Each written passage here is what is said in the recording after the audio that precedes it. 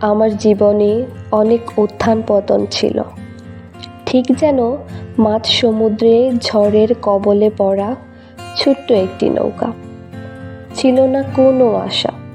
অতঃপর ঈসা মসীহকে জানার পর, আমার জীবনে তাকে স্থান দেবার পর নিমিষেই সেই ঝড় হলো শান্ত এবং জীবনে নেমে এলো জ্যোতি ও আনন্দ।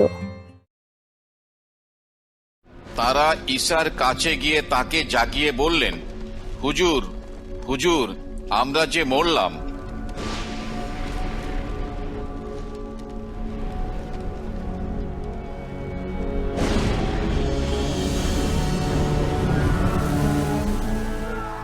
তখন ঈসা উঠে বাতাস ও পানির ঢেউকে ধমক দিলেন, তাতে বাতাস আর ঢেউ থামল